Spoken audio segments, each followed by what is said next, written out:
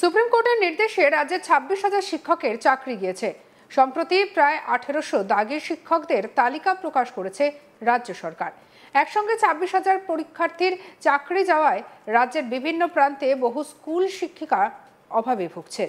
আর এই পরিস্থিতি সামাল দিতে দ্রুত শিক্ষক নিয়োগের জন্য পুনরায় চাকরির আবেদন গ্রহণ করে রাজ্য শিক্ষা দপ্তর। আর সেই নির্দেশিকা অনুযায়ী রবিবার 7ই সেপ্টেম্বর নবম এবং দশম শ্রেণীর জন্য আবেদনকারীদের পরীক্ষা শুরু হয়েছে। এদিন পরীক্ষা দিতে পরীক্ষা কেন্দ্রে উপস্থিত হয়েছেন অনেকেই, যারা এই শিক্ষক আন্দোলনের অন্যতম মুখ। রবিবার সোনারপুর বিদ্যাপীঠে পরীক্ষা দিতে আসেন আন্দোলনকারীদের অন্যতম মুখ মেহবুব মণ্ডল। পরীক্ষা কেন্দ্রে ঢোকার আগে তিনি সংবাদ মাধ্যমের মুখোমুখি হন। প্রতিবাদ জানাতে কালো পাঞ্জাবি পরে আসেন তিনি। বলেন, মানসিক প্রস্তুতি নেওয়াটা আপেক্ষিক, আমরা মানসিকভাবে বিপর্যস্ত।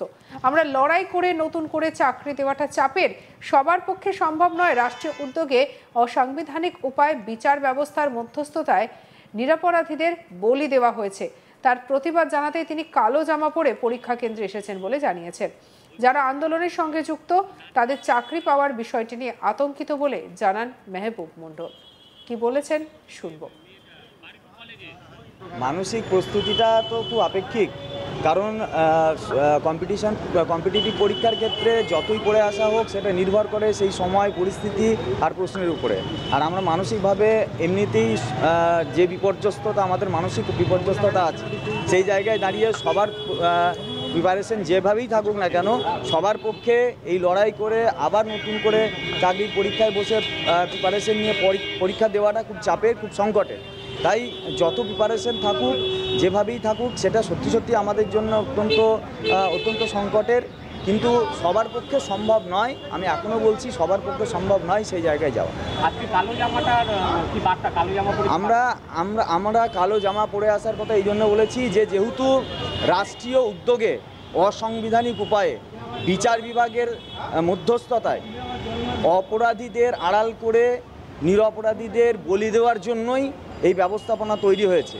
সেই জন্য আমরা যে কালো পোশাক পরে যারা ভুল জাজমেন্ট দিয়েছে এবং অপরাধীদের আড়াল করেছে এবং নিরপরাধীদের বলি দিয়েছে, তাদের জন্যই আমরা মূলত একটা প্রতীকী প্রতিবাদ হিসাবে কালো জামা পরেছি। সবাই রাষ্ট্রযজ্ঞের অংশীদার, সবাই রাষ্ট্রের সমস্ত সরকার, বিচার ব্যবস্থা থেকে শুরু করে সবাই এই অংশের সবাই। এবং আমরা সত্যি কথা বলতে আমরা আমাদের কাছে এটা জোর করে চাপিয়ে দেওয়া, আমরা এটাতে কখনোই অংশগ্রহণ করতে চাইনি। যেমনভাবে সতীদাহ প্রথায় জোর করে চাপিয়ে দেওয়া হতো, যেমনভাবে গ্যালিলিও কোপার্নিকাসকে জোর করে তাদের মতামত বলে নেওয়ার জন্য তাদেরকে শাস্তি দেওয়া হয়েছে, এগুলো আমাদের কাছে একটা শাস্তি দেওয়া।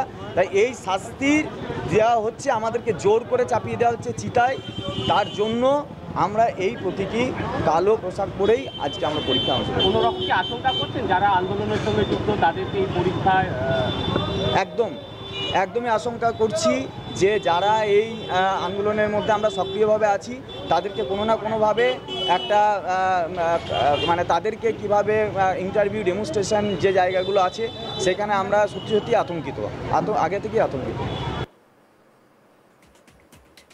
এই নিয়ে আমাদের কালিক প্রসেনজিৎ সাহা রিপোর্ট দেখাবো। সুপ্রিম কোর্টের নির্দেশে চাকরি গিয়েছে রাজ্যের প্রায় 26,000 শিক্ষক শিক্ষিকার। আর সেই ঘটনার পরে কার্যত রাজ্য জুড়ে শিক্ষক আন্দোলন শুরু হয়। আর সেই শিক্ষক আন্দোলনের অন্যতম নেতা ছিলেন, অন্যতম মুখ ছিলেন মেহবুব মণ্ডল। আর সেই মেহবুব মণ্ডল যেমন তিনি আন্দোলনে নেমেছেন, তেমনি রাজ্য সরকারের তরফ থেকে যখন পুনরায় এসএসসির মাধ্যমে নতুন করে শিক্ষক নিয়োগের কর্মসূচি শুরু হয়েছে, সেই পরীক্ষাতেও তিনি বসতে শুরু করেছেন। এবং তিনি এই রবিবার অর্থাৎ আজকে যে পরীক্ষা শুরু হয়েছে এসএসসির, সেই পরীক্ষাতে তিনি বসেছেন। সোনারপুর বিদ্যাপীঠে সিট পড়েছে মেহবুব মণ্ডলের। আর তিনি সকাল থেকেই কার্যত পরীক্ষা কেন্দ্রের সামনে চলে আসেন এবং সেখানে তিনি এই যে পরীক্ষা বা শিক্ষকদের যেভাবে হেনস্থা করা হয়েছে, যেভাবে যোগ্য শিক্ষকদের চাকরি নিয়ে নেওয়া হয়েছে, সেই বিষয়টিকে প্রতিবাদ জানাতে তিনি আজও ভোলেননি। এদিন এসএসসির পরীক্ষার দিনই তিনি কার্যত কালো জামা পরে এলেন পরীক্ষা দিতে। আর তিনি দাবি করলেন তারা মানসিকভাবে বিপর্যস্ত। যেভাবে রাষ্ট্রীয় উদ্যোগে, যেভাবে আইনের মধ্যস্থতার মাধ্যমে নিরপরাধীদেরকে বলি দেওয়া হয়েছে, যারা নিরপরাধ, যারা যোগ্যতার ভিত্তিতে চাকরি পেয়েছিলেন তাদেরকে বলি দেওয়া হয়েছে, সেই প্রতিবাদ তারা করছেন, সেই প্রতিবাদ তারা করবেন, তেমনটাই দাবি করেছেন মেহবুব। রবিবার সকাল 10টা নাগাদ তিনি এসে পৌঁছন সোনারপুর বিদ্যাপীঠ স্কুলের সামনে। এই স্কুলেই কার্যত সিট পড়েছে মেহবুবের। 26,000 যে শিক্ষক শিক্ষিকার চাকরি গিয়েছে তাদের মধ্যে প্রায় 1800 জন শিক্ষক শিক্ষিকাকে দাগি হিসেবে চিহ্নিত করা হয়েছে, যারা কিনা অসৎ উপায়ে চাকরি পেয়েছিলেন তেমনটাই কিন্তু মনে করা হচ্ছে। এসএসসির তরফ থেকে সেই তালিকা ইতিমধ্যেই প্রকাশ করা হয়েছে। অন্যদিকে 26,000 শিক্ষক শিক্ষিকার চাকরি চলে যাওয়ার পর রাজ্য জুড়ে স্কুলগুলিতে, সরকারি স্কুলগুলিতে শিক্ষার পরিকাঠামো কার্যত ভেঙে পড়ে। বিভিন্ন স্কুলে শিক্ষক শিক্ষিকার কার্যত অস্তিত্বই নেই, এমনটাও ঘটনা ঘটেছে। আর এই পরিস্থিতি মোকাবিলার জন্য রাজ্য শিক্ষা দপ্তরের তরফ থেকে তড়িঘড়ি নতুন করে শিক্ষক নিয়োগের জন্য প্রস্তুতি নেওয়া হয় এবং সেই মোতাবেক নির্দেশিকাও দিয়ে দেওয়া হয়।